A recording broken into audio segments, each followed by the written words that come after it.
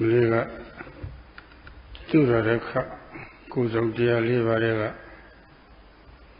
Patamazo Buddha Nusati Domo Dhamma Nusati Terapido Tutia Metta Erali Sapio Piodovaria Somutabe Chitova Didi Erali Tuche Pio. Yesterday, Sayadaw spoke about the first two of the 4 guardian meditations, or Chaturareka Bhavana.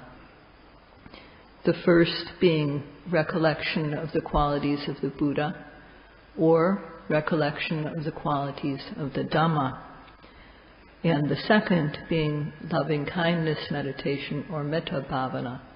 And Sayadaw began this topic, but he hasn't completed it. Today he is going to elaborate on Metta Bhavana.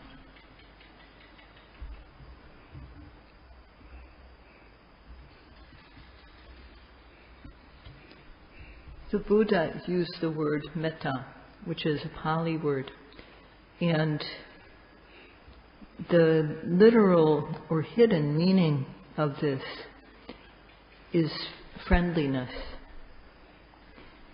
Pure loving friendliness. So it's not like the love between husband and wife or between parents and children. It's a friendliness, a loving feeling that is clean of these, and therefore it's clean of this greed, tanha, craving. And this metta, this loving kindness, is a moist quality. It makes the mind moist. That means that the mind is not dry or brittle. And it's like glue. When 2 people are joined with metta, then they don't come apart. And it's similar to when you want to join 2 pieces of paper together.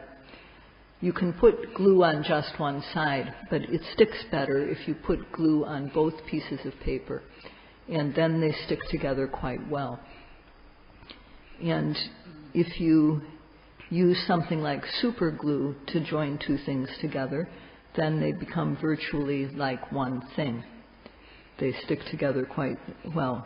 And if people are joined together by this feeling of loving kindness between them, then they become a pair, joined by this friendly feeling. And this feeling is called metta. In essence, this metta is the opposite of dosa or anger. It's adosa, called adosa. It's a concomitant mind state. Dosa is anger, resentment, bearing a grudge, being dissatisfied, not being able to be patient with things. So this is the opposite. Metta is the opposite, the concomitant mind state of adosa. And it takes as its object something lovable, piya, P-I-Y-A. And that may be a good quality such as having good basic morality, being good-hearted. These are things that make someone lovable. Someone like this helps others without any expectation. And this brings about the feeling of being pleasing. People are delighted when they see someone like that, and that's manapa, called manapa in Pali. So when one sees such a person having good basic morality, a good heart, when one sees something like this, then this quality of metta arises. So when one sees a person with lovable qualities, a person who is to be cherished by the way they, because of the things that they do, then seeing such a person, those around a person like that, find that person lovable. This person is considered but lovable when they have lovable qualities and qualities that are to be cherished. When one being looks at another, there are bound to be things that we don't like. And if we dwell on the qualities of another being that we don't like, then anger is bound to arise, dosa. If we see something depressing or discouraging, then depression will arise. That's that's kind of the withdrawn characteristic of anger. Or one may be actively angry. That's active dosa, aggressive dosa.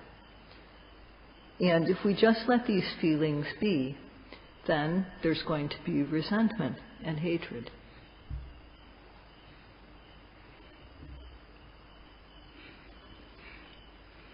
The mind connected with dosa, the consciousness rooted in anger, if it arises, then the mind can't be moist. The mind won't be, it loses all its freshness, and the mind becomes brittle.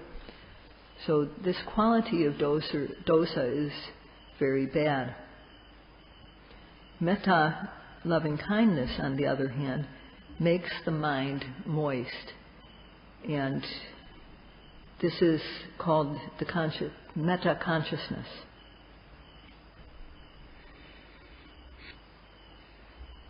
Whether it's the aggressive form of anger or the more self-directed form of anger,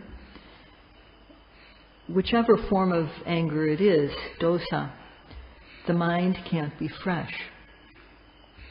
And in the world these days, anger has become extreme.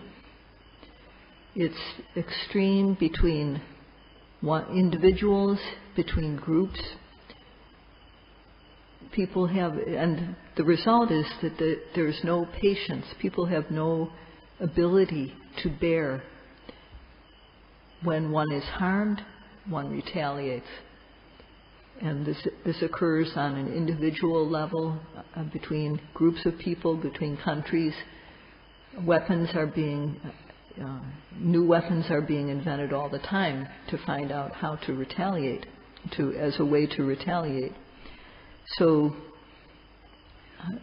because there's not any reflection involved, this fire of anger is overwhelming the world.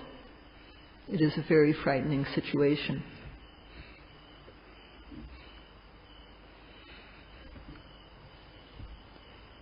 Just as there is true metta, true loving kindness, there is also false metta, or false loving kindness.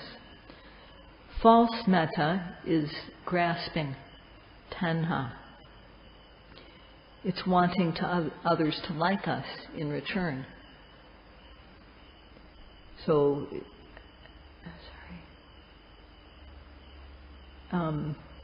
it's like the love that happens between sweethearts. One person wants the other to like them, or between husband and wife, or between parents and children. Parents take care of their children because they want the children's love, and children in return want their parents to love them. And both sides in all these pairs behave with that in mind. It goes both ways. So, of course, there is some moisture involved in this type of craving, grasping, but it's the moisture of tanha, or craving. So because love is involved, this is called false metta. And this false metta is not needed at all during the meditation practice. What is needed during meditation practice is true metta, which wants what is good for others. In the text, this type of love between husband, wife, and so on is called gehasita pema. It's love that is based on dwelling together.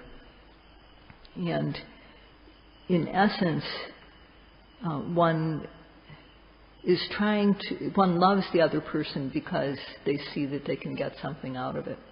One is looking at what one gets for oneself in these types of relationships. And this can be destructive. Take, for example, a young man talks to a young woman because he wants her to like him, but she doesn't like him, and then he wants to kill her. So this can happen between husband and wife. It can happen between friends. It can happen anywhere that two people are looking at what can they get out of the relationship. So what happens is that when we don't get what we want, then we become enemies. And this happens all over. This is very prevalent, very widespread in the world. With metta, there's not a single bit of self-interest. One is wanting the other person to be well, to be free of distress, free of mental suffering, free of physical distress, to be able to be at ease in all ways. This is true metta.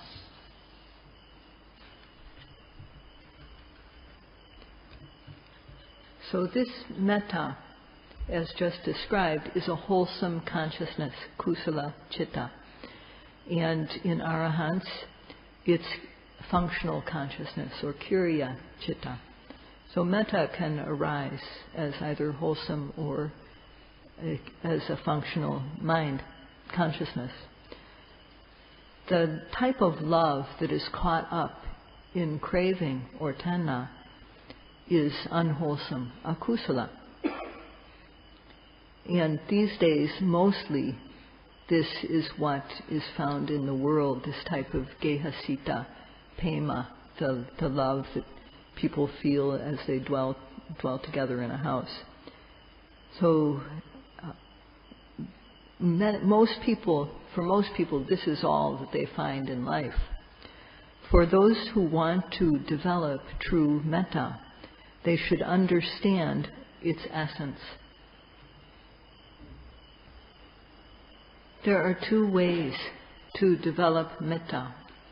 One is as an absorption, or jhana, and the other is to create ordinary wholesome consciousness. And the first topic, developing metta as a jhana, as an absorption practice, this topic is very, very broad, and Sayadaw does not have time to talk about it now. If he has a chance, when circumstances are favorable, then he will talk about it. So here we are doing metta as a way of developing wholesome consciousness, kusala chitta. When beings can't control their mind, most of the time it's anger that becomes extreme. And due to people being out of control due to extreme anger, social problems in the world have become widespread. So metta is the quality that is free of dosa. And the word for this dosa is vera. Vera is translated as yen in Burmese, and it's translated as enemy. But in this case, it means the internal enemy, the nearest kind of enemy. there's internal enemies and there's also personal enemies. So the internal enemy is the nearest.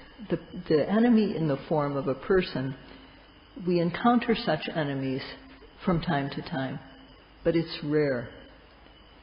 So there's akusala vera, and this is the consciousness that is rooted in anger or dosa. This is the internal enemy. And there's also pugala vera, the enemy in the form of a person or being. This enemy is far from us, and we can see this enemy and avoid it. So the unwholesome consciousness rooted in anger and other akusala consciousness, other unwholesome mind states, these are the internal enemy. They are the nearest enemy that we face.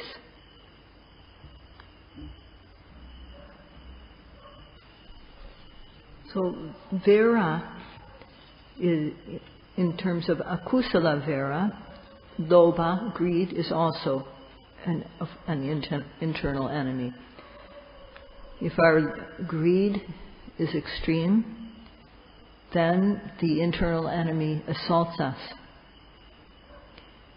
If there's dissatisfaction, then that's the internal enemy of dosa, or anger, assaulting us, rising up. And there's also not knowing, confusion. Delusion or moha can also be involved, is also involved as an akusala vera. It can also lead us to do unwholesomeness. So lobha, dosa, moha, greed, hatred, and delusion are the internal enemies, and as well as the consciousness that occurs together with these mind states. And if we just let the mind go, then sometimes there will be anger and it can become extreme. Sometimes there will be greed and it can become extreme. All the time there will be confusion. So confusion also can be the prominent quality when there's unwholesomeness. So all these are akusala vera, the enemy, the internal enemy of akusala. These are also called kilesa vera, and this is the nearest enemy that we face.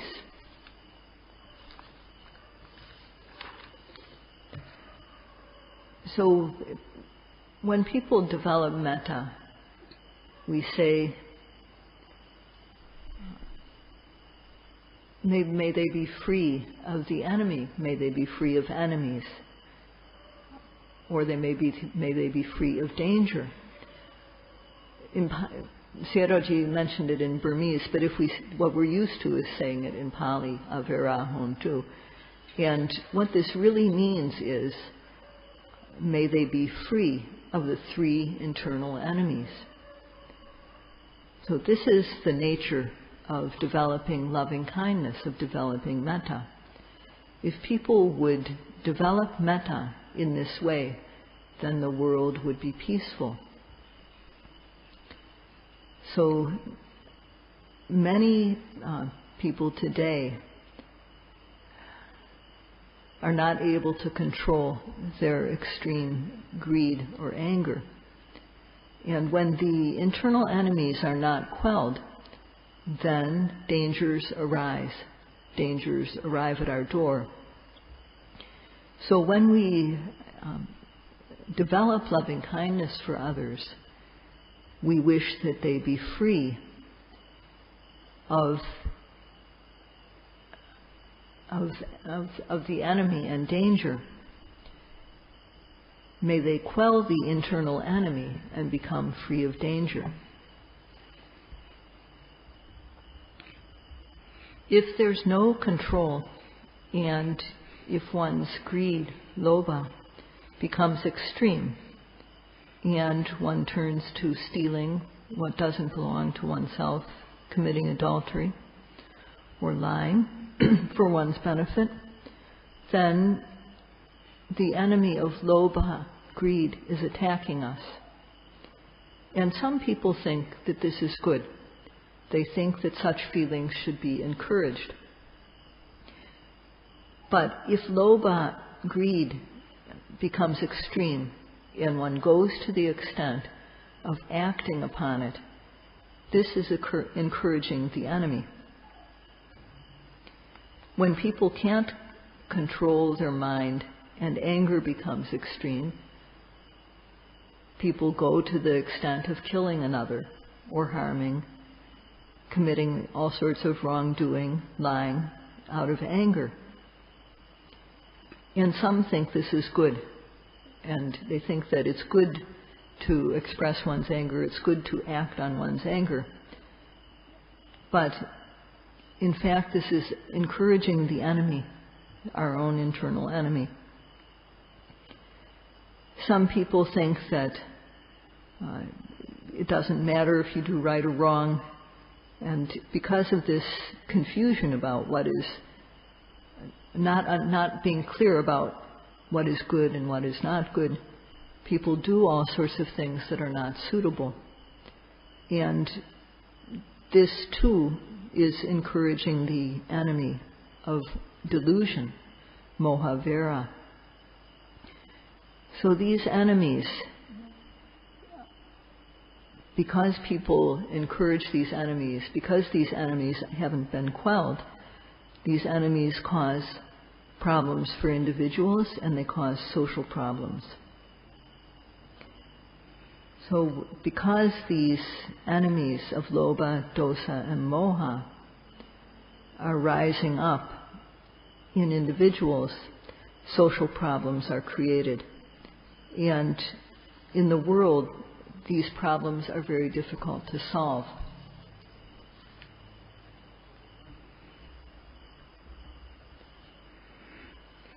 In essence, if one doesn't keep the 5 precepts, then enemies multiply. And if one keeps the 5 precepts, then the enemies are quelled. Because if one doesn't keep the 5 precepts and harms others, there are few in the world who would not retaliate. So when one has internal enemies, one is also bound to have enemies in the form of people, pugala vera. When we develop metta, we express the wish, we develop the wish that the person be free of these enemies. May they be free of the internal enemies and thus be free of danger.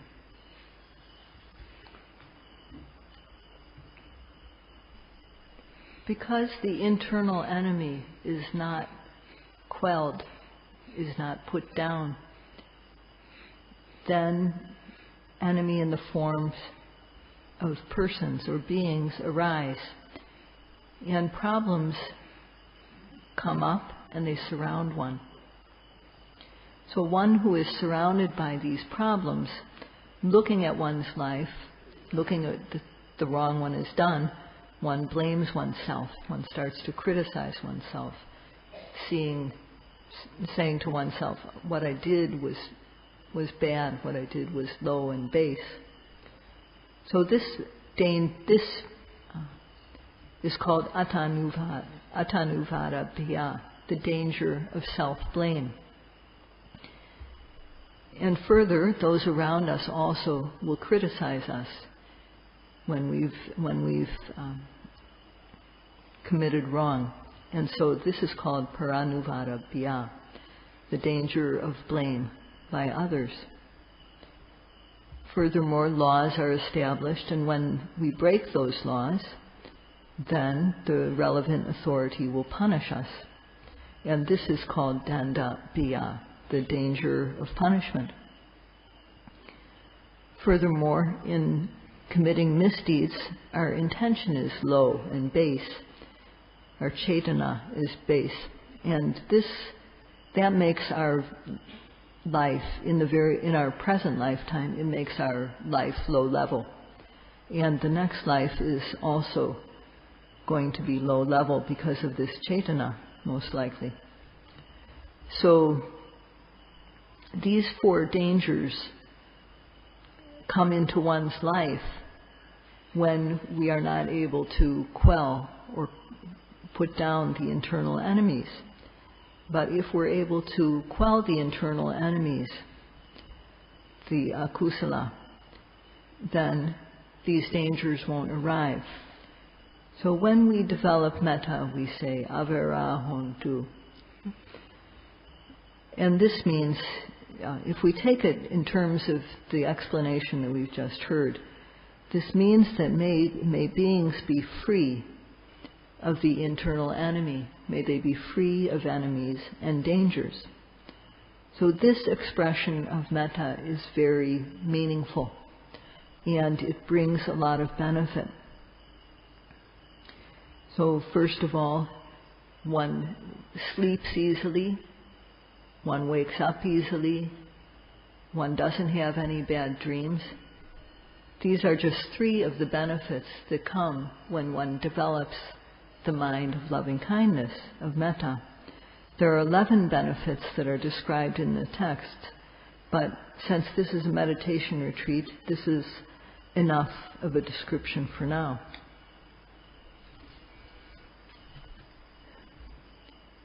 So if one, just as we wish for others, if one also is free of the internal enemies and free of, therefore, of the external enemies, not committing any misdeeds, one doesn't make enemies, and therefore dangers don't arrive. So such a one is free of mental distress and free of physical distress. Because of quelling the internal enemy, mental and physical well-being arise.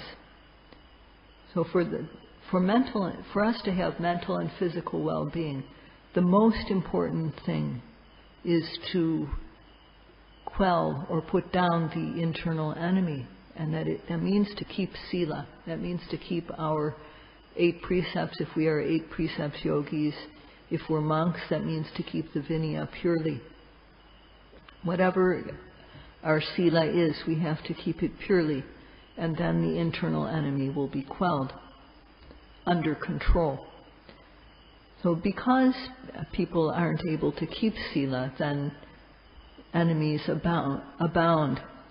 But when we can keep our sila, then we have well-being. We have peace of mind, and we also have physical well-being. But so this is what we wish for people. We wish that they be free of the internal enemies, be free of mental suffering and physical distress. And there's one more thing, which is that since we can't live without food, clothing, and so on, we also make the wish that all beings be able to take care of themselves easily. May they be able to manage their lives easily.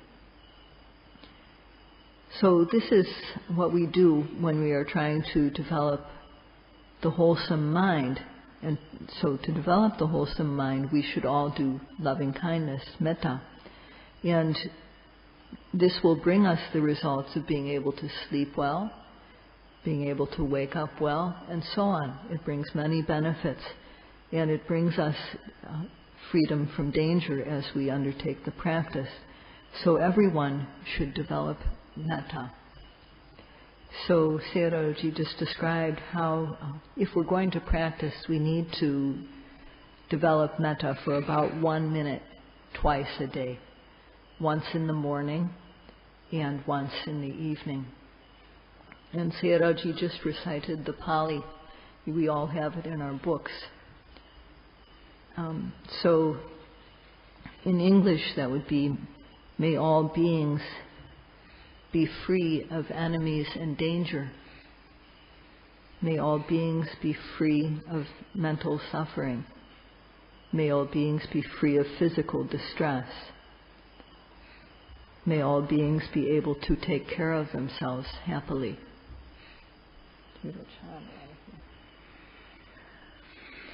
So, if we develop metta like this, wishing that all beings be free of the internal enemy, be free of mental suffering, physical distress, be able to care for themselves happily, it's not possible that all beings are going to experience this result. Because all beings go according to their own karma. So, what is important about doing this is that in one's own being, to quell the internal enemy of greed, hatred, and delusion. This is what is important, regardless of what happens when we send our loving kindness. We shouldn't think that, if we aren't able to bring about this result in all beings, what's the use? Why are we doing this loving kindness? Don't think that it doesn't matter, because when one does this loving kindness meditation, this metta, one is free of the wild mind. And this is very important. So today Sayadaw has concluded speaking about metta, loving kindness, and tomorrow he's going to speak about the remaining 2 protective meditations. May all beings, may all of us develop loving kindness, and may this quality overwhelm the world so that the number of people who have quelled the internal enemy increase, and may the world become peaceful in this way. Sayadaw urges us to undertake this seriously. That's all for today. Sadhu, sadhu, sadhu. Imai